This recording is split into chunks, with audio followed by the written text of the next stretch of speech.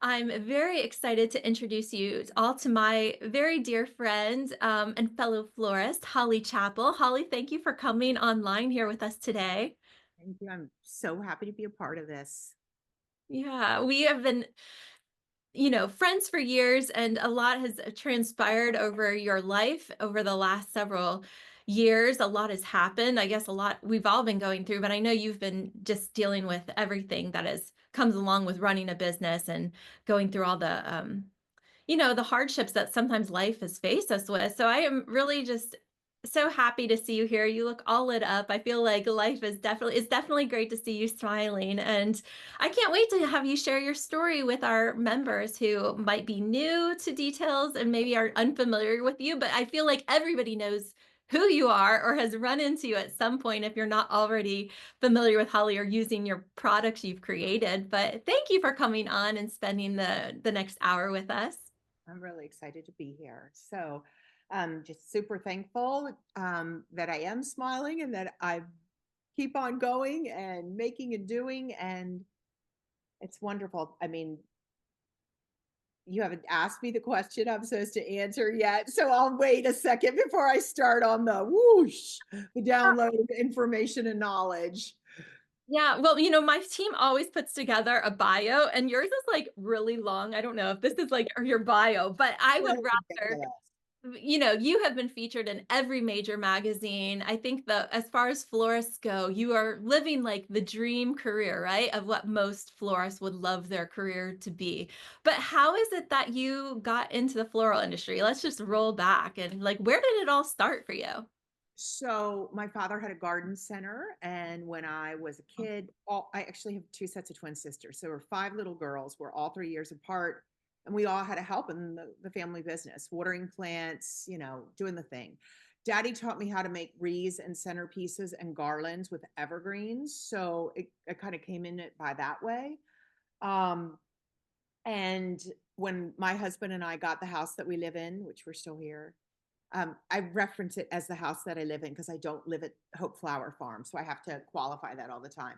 When we Yeah. got this house, the gardens were really lovely. Lilac, peonies, spirea, mock orange, all the old-fashioned stuff that a lot of florists were not, you know, really used to because these garden elements were not seen, but they were what I had on hand.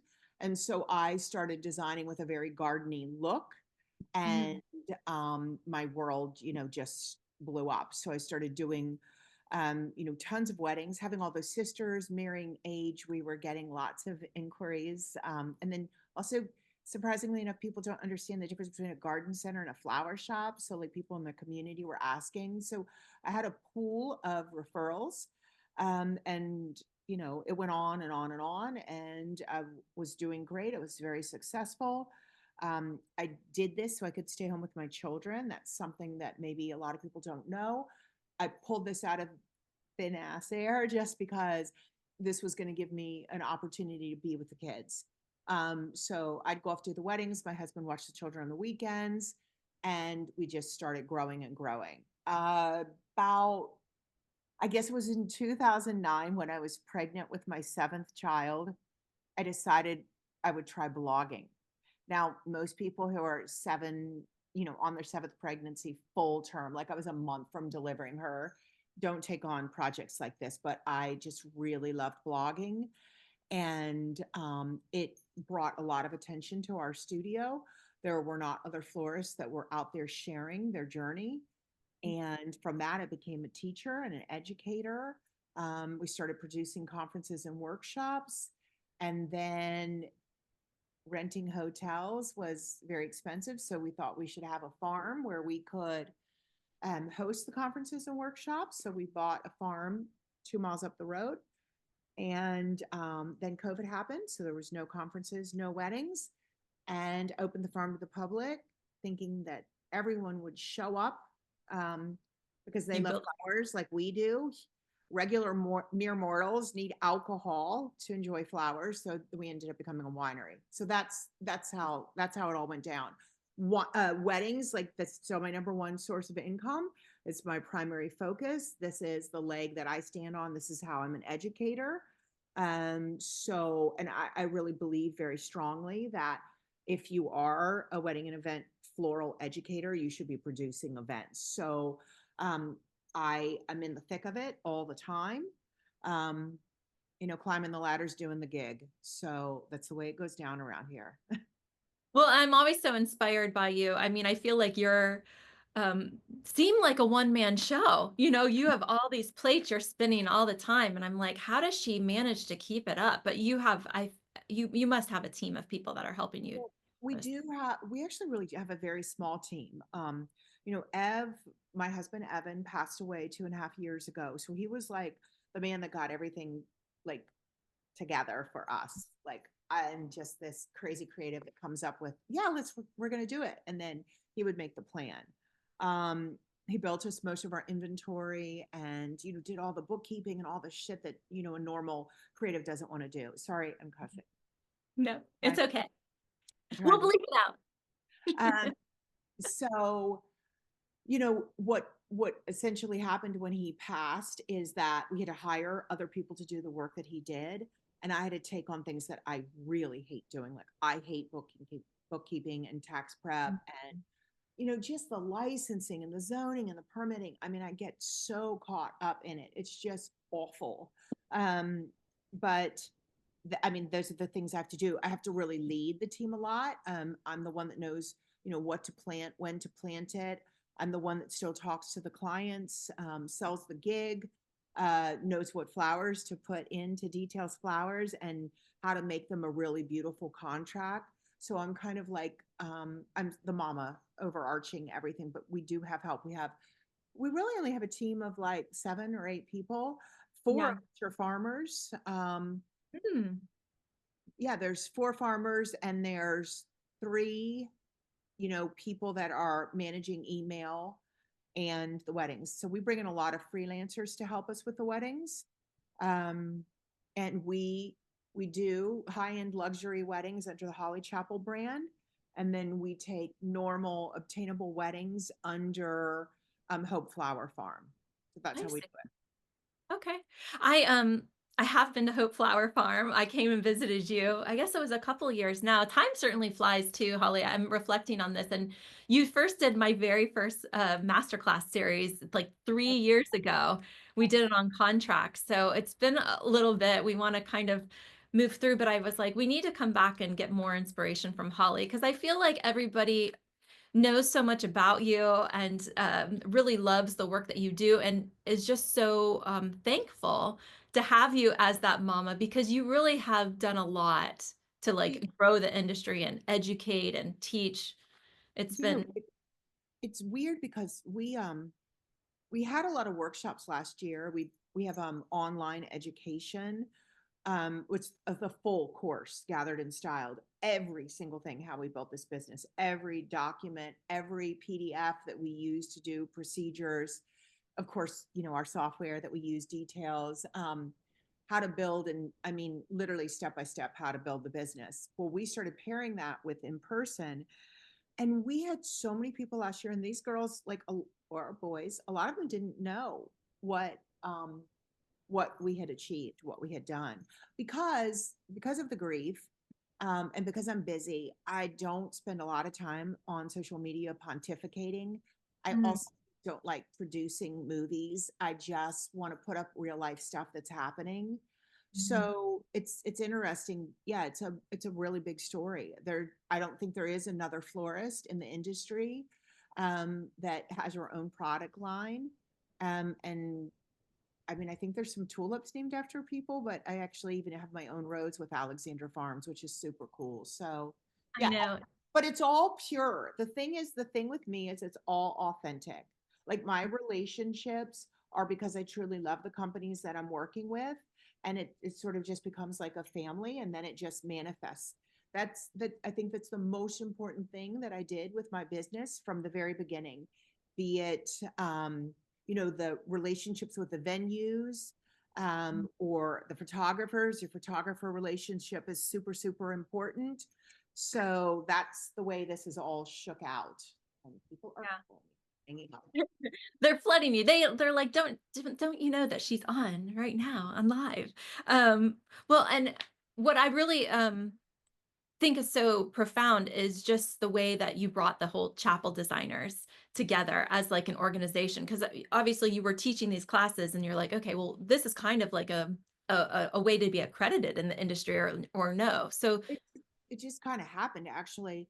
I, went to an event that was called Wedding 360, and mm. there was only one of them, and for some reason, they decided not to produce it again, and I just said on Twitter, "Who wants to meet me in New York?" I had no idea. Back then, it just seemed like social media was really small, and there were a few chicks that I was talking to, and I I didn't realize that there were people paying attention, like a big, big world. And all of a sudden, I'm planning my first conference in New York. I also really didn't even realize that there was no organization whatsoever for wedding and event florists. There was no mentor, there was no teacher, there was nothing. There were no conferences, no workshops. It was about retail, and it was about like structural work like we do with AIFD. Yeah. So I fell into it. But again, I think I'm a perfect storm of like good juju out, good juju in. Like the fact that these things came to me and then I just jumped on them.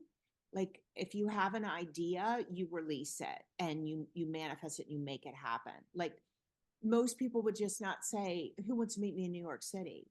Like I just say these things and then I figure out how I'm going to make them work out. And that's how stuff is born. It's kind of crazy. Well, and I think it's also trial by fire, because like when I got into the industry so many years ago, I didn't know of any way, or how do you even run a business like this? And there was just no one out there. And I think like as I was going through mine, that's when you started the Chapel Designers, which I wish I would have known about that Yeah. years ago. But this is what this is for, because we're all a big community, and everybody, whether you're entering the industry now or you're a seasoned professional, there's so much to learn, and there's different ways to go about it. But I feel like you have done such a tremendous job of really opening your home up, right? To these professionals who just want to engage, they want to learn more, they want to be the best. And like, how else do you learn from the best, or become the best as you learn from the best, or the ways that you're doing to But take things back? I mean, I think really the most important thing about it too was that it was just unheard of to share. Um, Hmm. and no one else was putting themselves out there and helping other florists. And that that willingness to see other people thrive is also a big part of our story. Now today we're so fortunate because there are things like this, and there were no Facebook forums then, all of that. So we together, all of us, all of the chapel designers, we really grew together. And when you're working in tandem with other people in your craft or your trade, you can grow together and you can come up with, you can be bigger and better. You also can talk more confidently about your work. Like when I, in the past, before I had all these, colleagues and friends, if a wedding came along that was so big that I would internally like get sick to my stomach and think I couldn't pull it off, that all went away when I had all these friends. I would just say yes, like I can do it because I knew I had an army behind me. That really made all the difference, and that's how all of our businesses really started growing because we were working together and lifting each other up. So it was huge. Yeah. But I think it's also because you had the confidence to do it. And like, I think it comes from having that professionalism and that seasoned amount of time. But like, when you get up and talk about what you know, that you just exude that confidence. So I think that people feel like they can trust you no matter what, because you've been there and done it before. You can tell all the pitfalls that have come along and the ways you can't do it.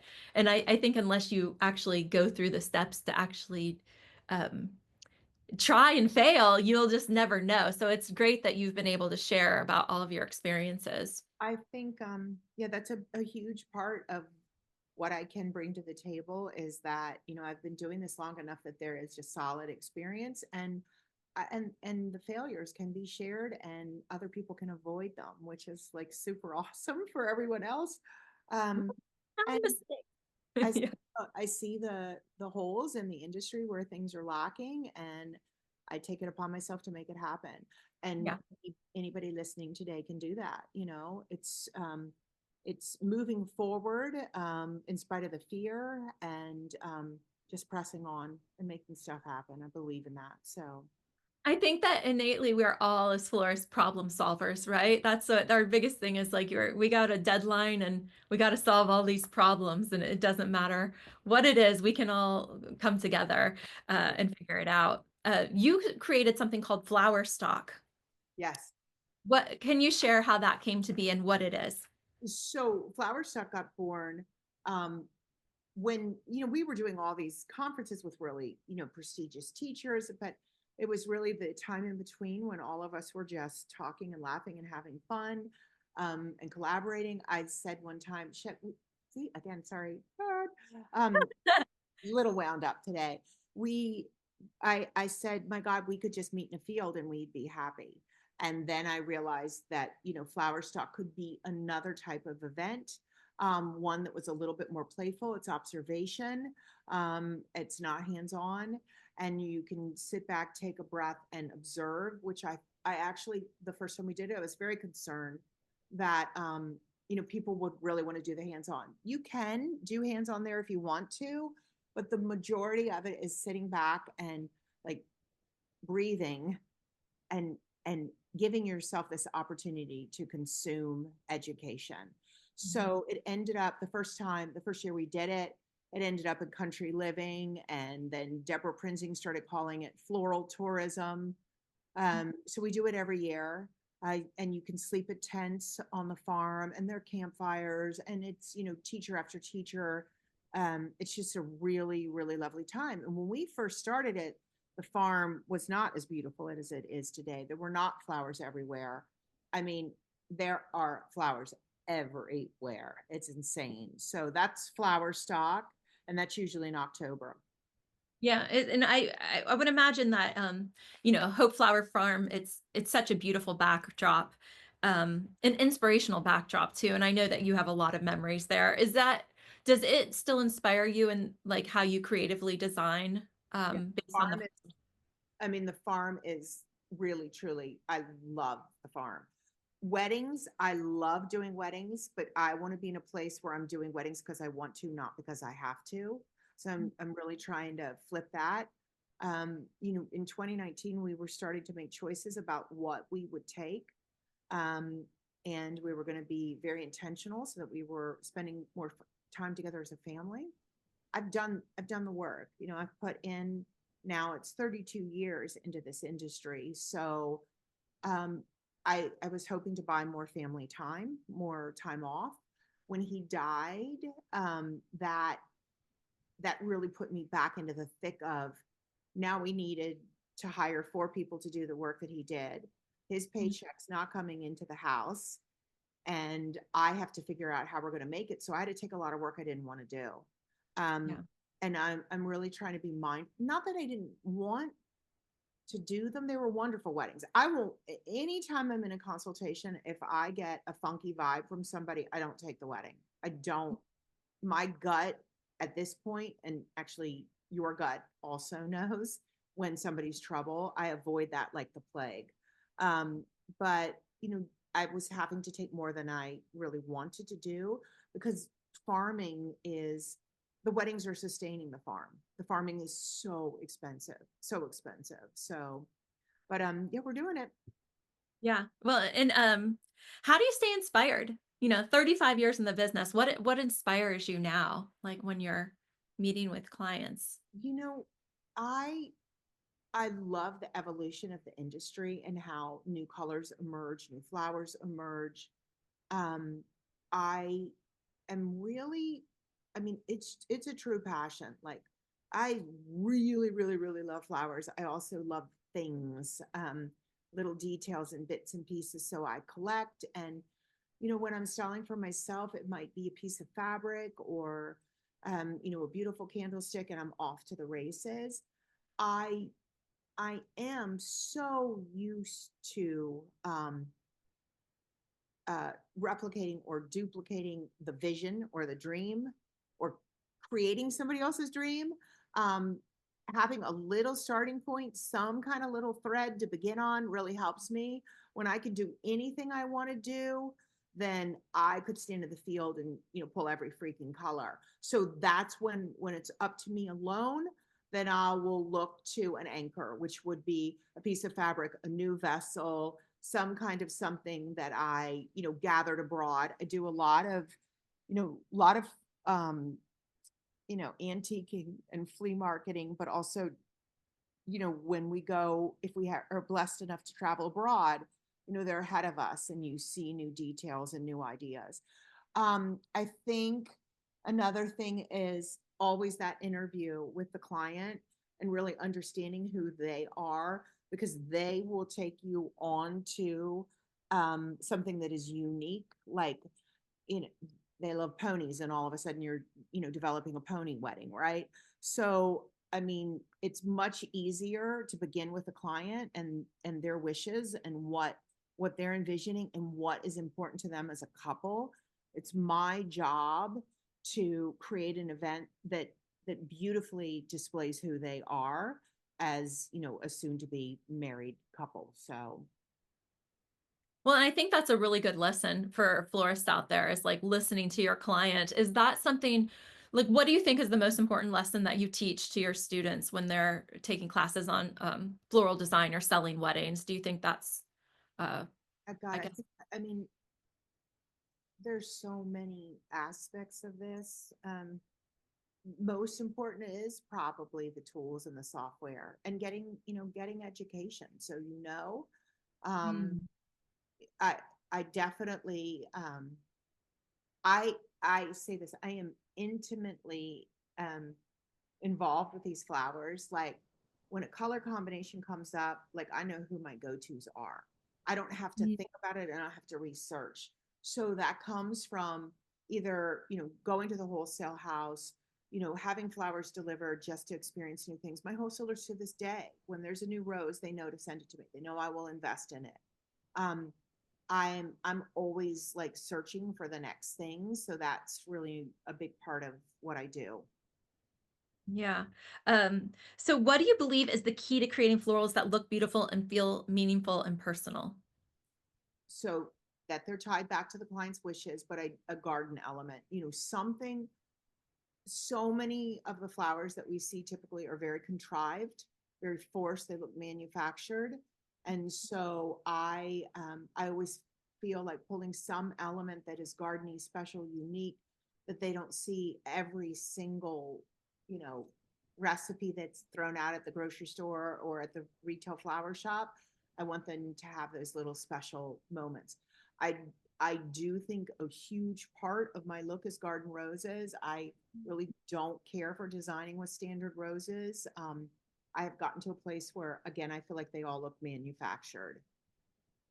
Yeah. I mean, those are the garden Yeah, roses are just so special. that's And right.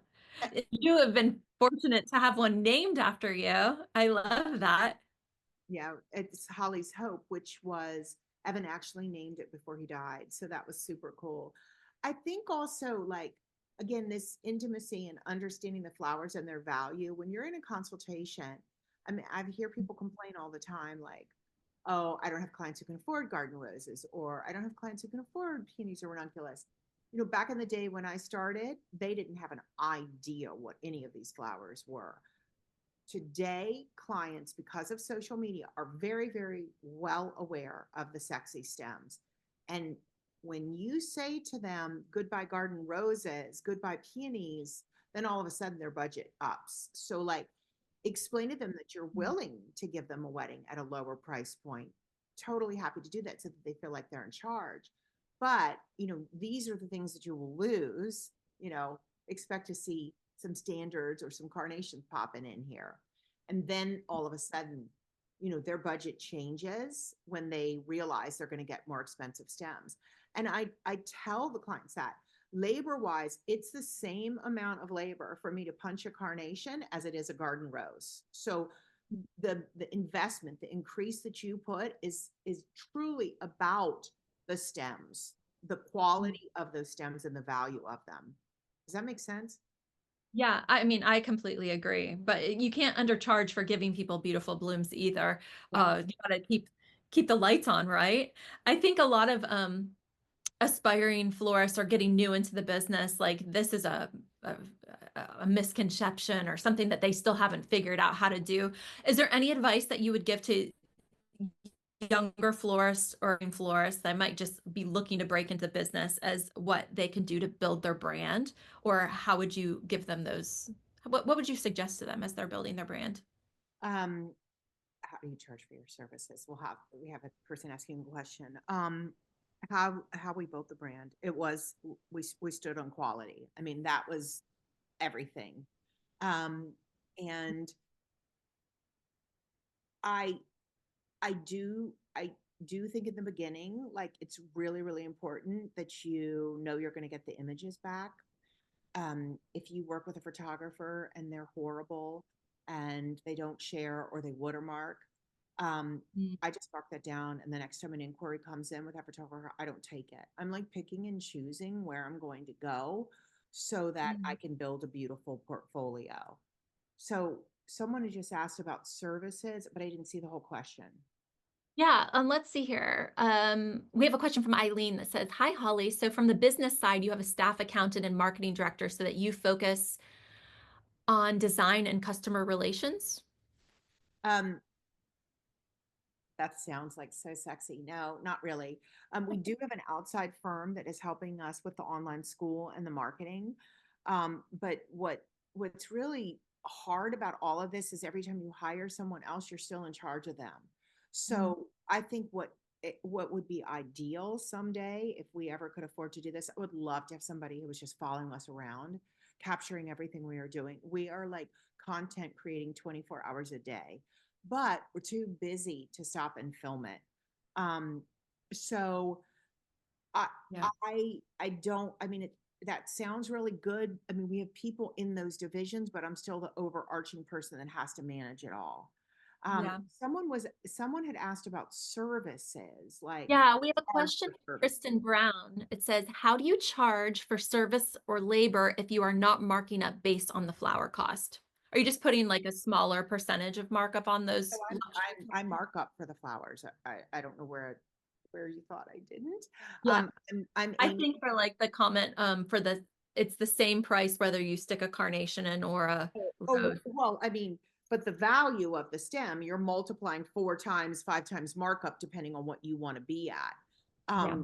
So I'm just saying, labor wise, I explained to the customer that it's the same, amount of work for me. So it's a matter of them to decide how much labor, I mean, how many dollars they want to invest getting the better stems.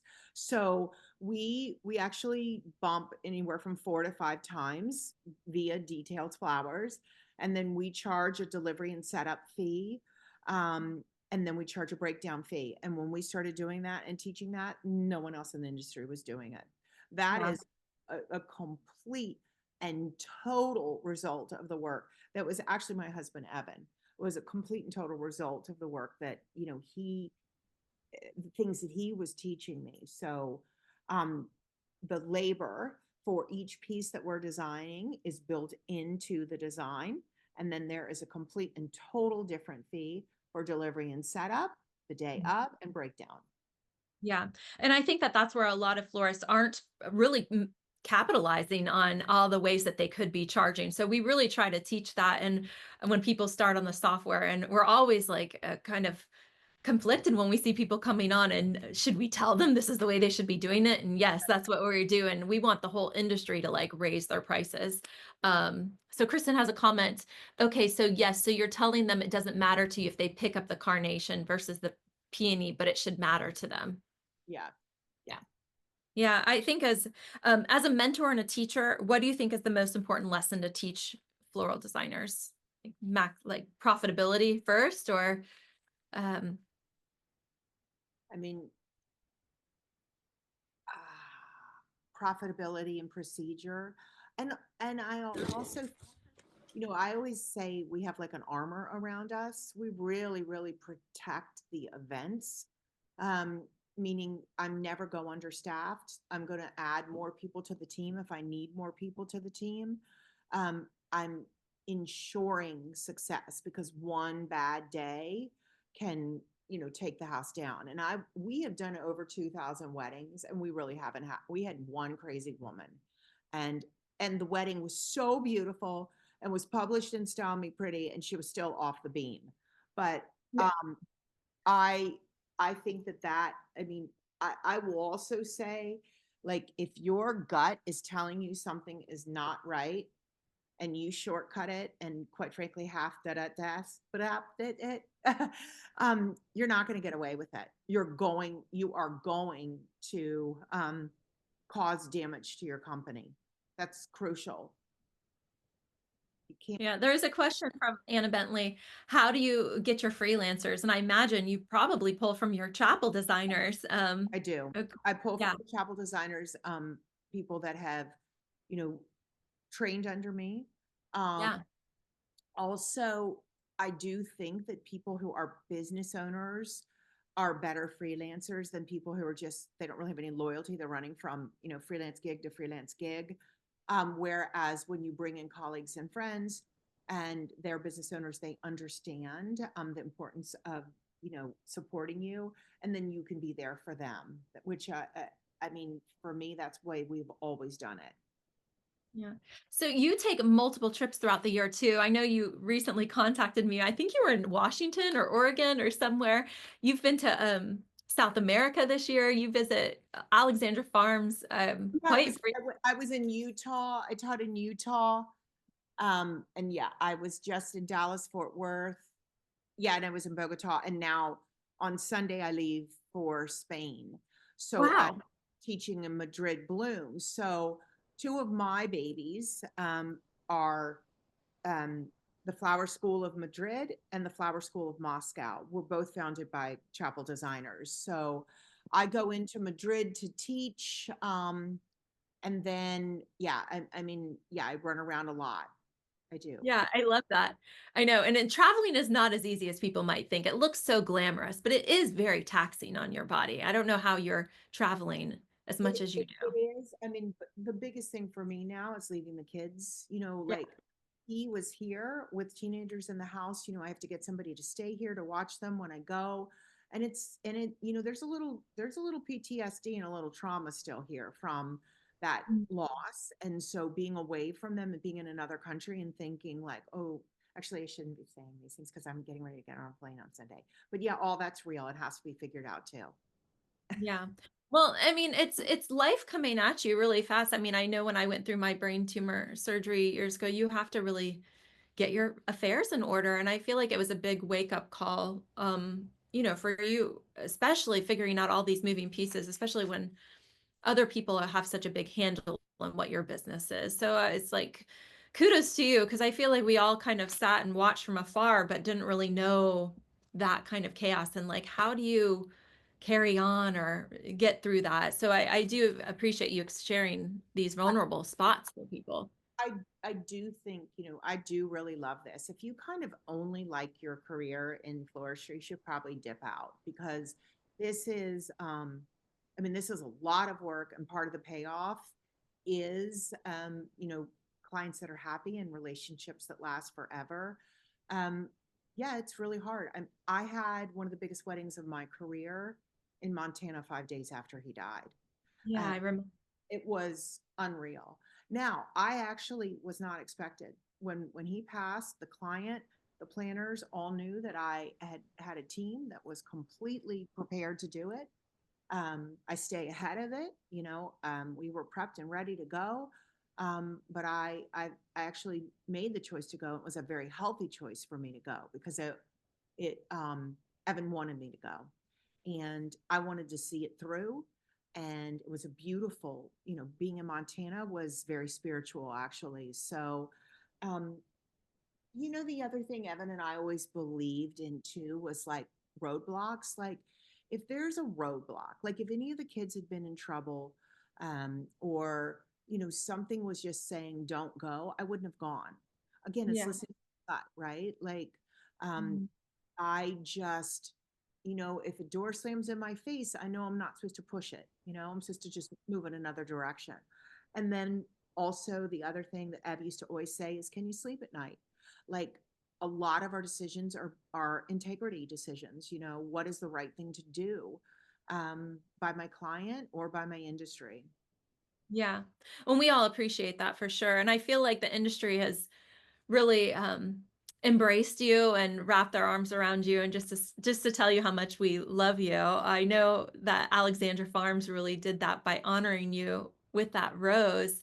Can you tell us about that experience of how they unveiled that to you, and if there was a process of you selecting what product it was going to be? I know they come up with new varieties all the time, so they're probably like, we have A, B, or C. Right. Which one do you like? But Part of, like, our plan of enjoying life more was that was going to be the goal in 2020. So we set off in February with two of our staff, Evan and I, to go to Alexandra Farms.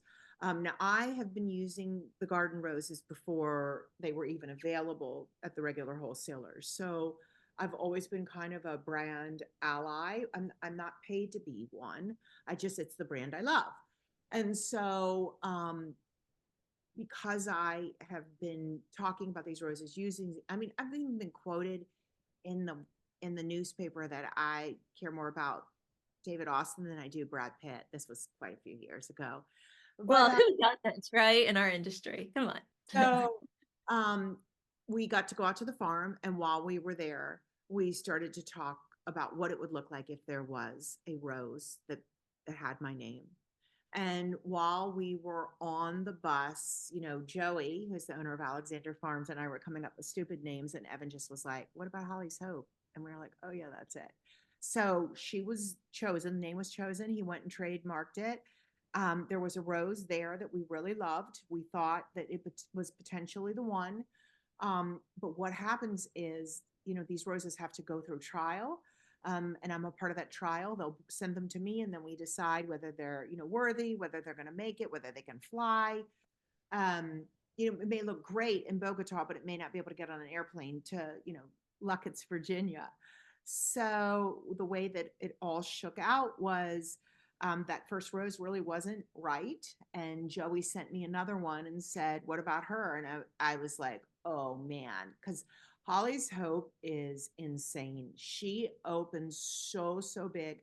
She looks so fragile, but she's strong, and so it's kind of cool. It's perfect. I also, began in the industry with, Juliet and Patience. Those were the first two David Austin garden roses available for the wedding industry. So she pairs up really beautiful with the two of those, which is kind of special. Yeah, I love that. I think she won some awards last year too at SAF, the Variety Award, or maybe I'm I not feel like sure. I remember a ribbon on this rose. I was like, this is There may have been one. She won't win true awards for consistency because, like, again, they're looking for like things that always look the same. And Holly's Hope is, she's kind of got her own mind. no, So well, yeah. So and you also partnered with Syndicate Sales and developed this product, and I really feel like that's a fascinating tidbit of information about your history there. Can you share us how the pillow and the egg came to be? I was doing a destination wedding in, Palm Springs, and I had to create a bouquet that was loose and airy, but truly loose and airy. She said, "I want to see the space in between." Like, what does this mean? Um, and I knew that I had to come up with some kind of form that was going to keep this, crossed. My my gardeny bits and elements had always made things loose, but it was still a ball, and it needed to be more open. So I made this, little structure. It was a little chicken wire egg. And that's funny too, because I see like people teaching on social media all the time. "Oh, this is fire." Like, yeah, I did that. So because I shared everything with our designers, they documented this history, and they became sort of like the people that could validate that it was ours. No one had ever made a shape like this. And I called it the egg. And so people started knocking it off. And the fact that they were using the egg, the term egg, which is what the chapel designers actually named it, um, the industry knew it was mine because I was teaching it to multiple people. So I went to Syndicate Sales because they were sending vases and containers to my conferences and workshops and said, I think I have a thing. And they believed in me and they sent me an F to Kokomo where we showed them the gig. The pillow was born in London, so I showed them how we do that too. And then they agreed that this was a product that they wanted to develop in. They were extremely fair to me. I had an opportunity to be a partner, which would meant that I would have to invest in it. And I did not have the financial means to do that, nor was I willing to take the risks. Big companies are aware that when they go for a patent that it might not pay out. Yeah. And I've also been teaching it. And I had to confess to them that one of my staff members had a patent lawyer, attorney, boyfriend, and he accidentally sent me a text that he was going to go for it. The text was to go to someone else. Oh, So it wow. looked really scary, but Syndicate was willing to do it. So I have a relationship with them where I have a royalty and a use of my name. And then we went on and developed other products and continue to do so. They are absolutely wonderful people. I'm Yeah. very, very, very lucky. They're honest. This could have been really dangerous because a lot of big businesses are jerks, right? Um, Yeah. a family-owned business. A lot of people don't know this, but their syndicate, they developed the water tube. And this was one of the stories I think that kind of got me. Grandma and grandpa had these water tubes, went out to do sales calls, and they came back at the end of the day. And grandpa was like, this product is, junk, it's not going to work. And grandma was like, I sold out. And it was like, cool. So that's how the water tube became, it got invented. They were the first ones to do that. They are the kind of people that when Evan passed away, I looked up and Laura, who was the CEO of Syndicate at that time, and my developer Trent were at my husband's funeral. It's again that gut, working with people that you trust. Like I trust in you, and this is a marriage, and there's loyalty and a commitment, and it just goes on.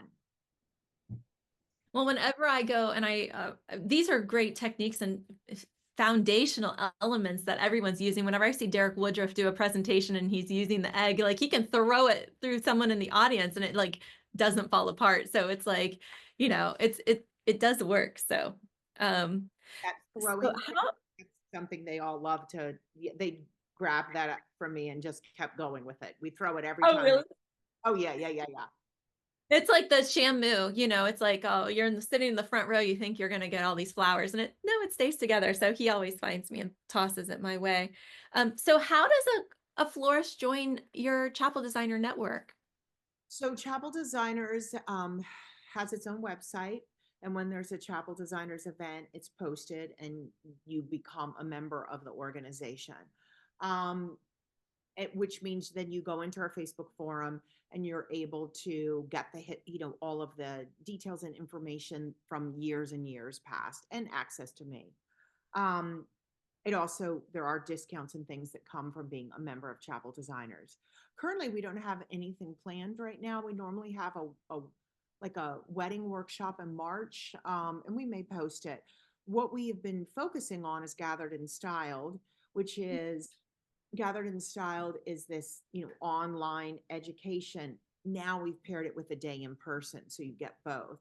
Because I think Okay. when you leave, it's real easy to forget, like, you know, what you learned or all the facts, and you need the documentation and the paperwork. So with this online education, you can watch this over and over again indefinitely. It's hours and hours. It's how to make a bridle, how to make mates, how to make boutonnieres, corsages, hoopas, arches. I mean, it's everything. It is so robust. It's unbelievable that we were able to document all that. And Ev's in it, which is super great. Yeah, I love that. Do you have anything that's exciting that's coming up for 2025 you can share with our audience? Well, I think going to Spain next week or this week is pretty exciting. Yeah. Are you taking anybody with you? Actually, I'm going to take one of my children with me. Um, so this child unfortunately graduated during COVID. So his senior year in college, he missed all the fun. Okay. He gets to have a graduation. He's never been abroad. So he is coming with me. Last year, Evan would normally be with me, right? So Mm. what I decided to do was at least get all of these kids abroad one time. And remember, when you see Holly traveling, Holly is not somebody who gets to travel to Europe and hang out. Holly's working, but the kids will go with. Um, we are going to start. I'm really excited about this. We are going to start a wine club, but our wine club will come with flowers, which nobody else has that. So Yeah. like you'll get all these different wines, and then it'll be season of peonies, and you'll get bundles of peonies, and maybe you'll get a peony candle. I have two destination weddings this year that I'm very excited about. We have more weddings at the farm than we've ever had. I'm excited about the weekends I've taken off and the Yeah. time that I have saved for myself to do the things I want to do. Well, that's what you need to do. I mean, if you're not having that me time, I think you really just need it. So we all appreciate you and how much you've given, but we want you to take that time for you too, because you have given so much. I have a couple questions here about business. Do you have minimums for events that you do? What is your average bridal and bridesmaids bouquet costs? Okay, great. So we currently have posted that there's a $10,000 minimum for Holly Chapel weddings. Hope Okay. Flower Farm does not have minimums. No, I want to also say Hope Flower Farm, not just weddings that happen at Hope. Hope has its own wedding division, and Mm. Hope goes and Hope Flower Farm weddings happen on other venues just like a regular florist. The goal is to get me being back to being a human, and we're flipping Holly Chapel, and Hope is going to become the main company, and Holly is a human being that works there. That's what we're doing. Um, and yes, typically I'll throw 370 in on a 375 for a bridal and 145 for a maid just to start the ball rolling. I shoot kind of high all the way down, develop a price, plug in all the prices and details, flowers, say to them, hey, we're at $8,000. Does this look okay? Oh, no, that's too much. Okay, well, then we have to get rid of this, and this. And I start bringing it down. Now, 375, I can usually do something really sick and delicious. If she comes to me and she tells me she wants all lily of the valley or it's cascading orchids and things, then I jack it up higher. But what I have in my head are numbers that I know I can write a really amazing recipe to support. So I start really high and only bring it down if they choke at delivery of total. Yeah, right. I know. Don't you love that? It's really important. I don't send contracts out to people blind. I'm on the phone with them or Zooming usually. I say, here's your link. Let's get on the phone. Because then that way, it used to be in person. I've only had one in person consultation since COVID. I used to watch them cringe in the chair or be like, oh, yeah. Oh. And then if they don't care about the money, I'm just start throwing other things. Let's do this and let's do this. If I see them visibly struggle, then I immediately, this is my saying, you're the fiscal leader. It is my responsibility to give you the most beautiful flowers that I can for the dollar that you've determined. So then I just start, shimmying it down, and I'm going to write those recipes, and I'm going to take away, some of the more expensive flowers. Does that Yeah. answer?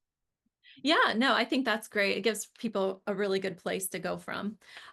So we have come to the end of our interview, but I know it went by so fast, Holly. So I am going to now we have a fun rapid fire element to this. And I don't know if you've seen our rapid fires before, but they're surprise questions we didn't send to you. Are you ready, Holly? Yes, I am, because you know what? At this point, I don't study the questions. I just figure I can riff it. Okay. You did great. Um, so what is your favorite word in another language? In another language, Yes. I don't. You're going to Spain. You have to know one word.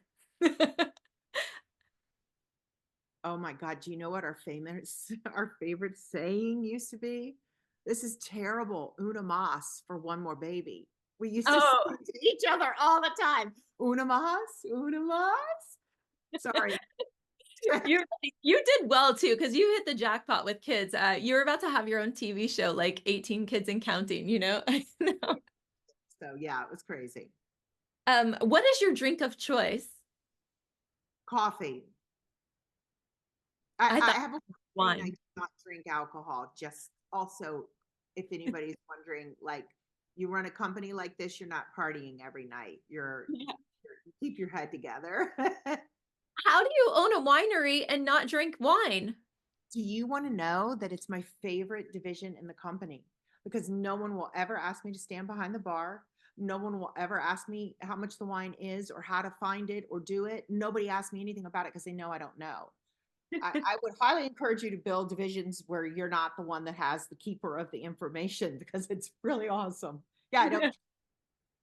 What is your favorite flower?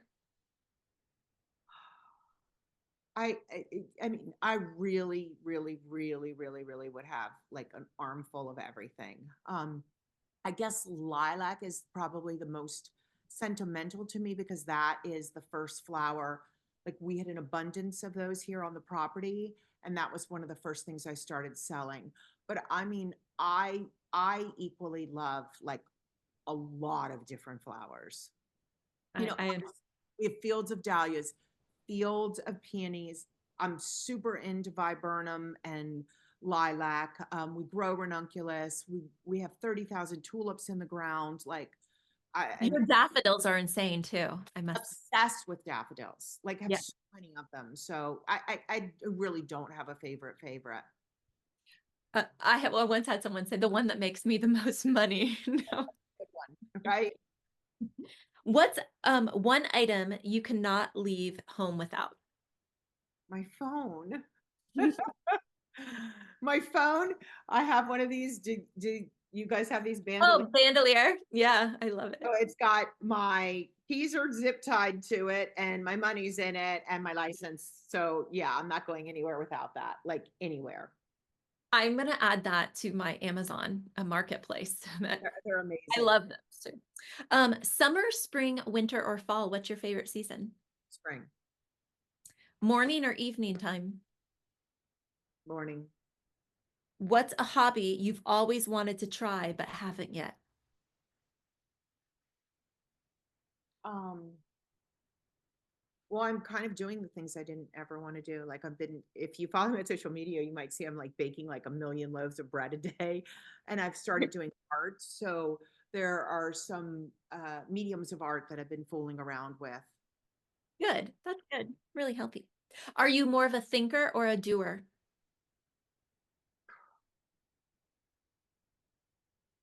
I think I'm a thinker. Okay. I was gonna say you're a doer because you're doing just about everything I can imagine. So, I think of it and then I go do it. I don't know what to say. It's like a place you would like to travel to most? I'm really hoping for Portugal or Greece or Italy. Those are three buckets. Okay.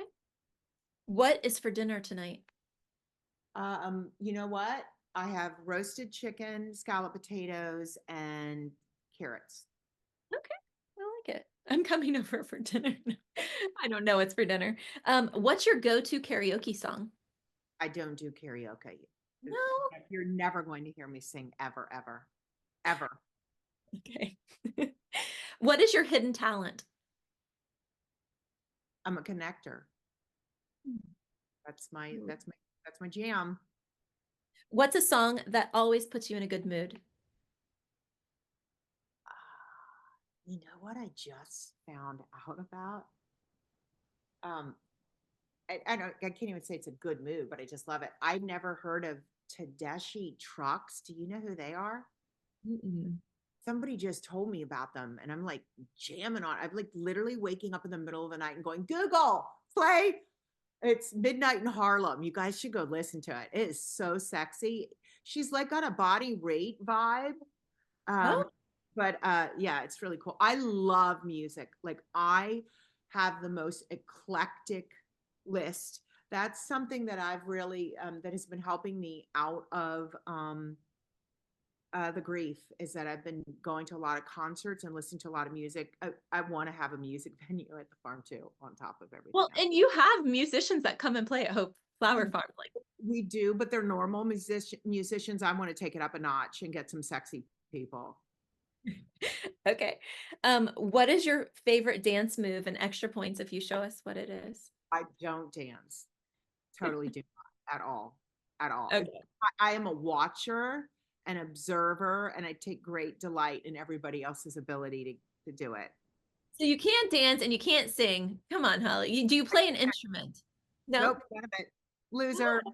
If I could sing, I would love if I had been granted that, but I'm not going to get mad at God or the universe that he made me a florist instead of a singer, but I would really love to be a singer, but it just there's nothing there. My It's animals all go running or attack me when I start singing, so I get it. What's the most unusual flower you've ever seen? I would say when I was in Hawaii with Hitomi, I saw some things that were really unusual, but I don't know their names. Yeah. Yeah, I saw giant succulents there, like bigger than I could even imagine. Um, all right, final question. What would be your superpower if you could have one? I think it'd be pretty cool to fly. Look how many flowers I could find. I'll take Okay, good. Well, I love it. How can people connect with you if they are wanting to reach out and send you some love? Because that's your superpower.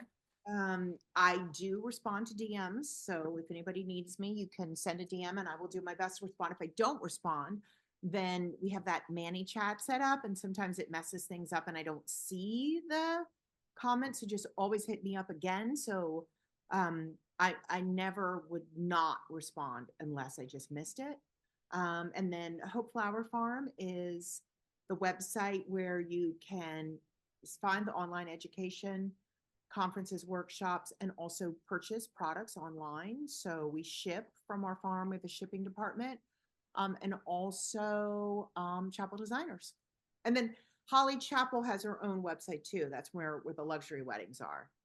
Wonderful. Thank you. That's it. Thank you guys. Thank you, Holly, for spending this hour with me. I appreciate it so much. It's so lovely to see you. And as always, keep sharing your light because you are beautiful and we all love and appreciate you. Thank you so much. I really appreciate it.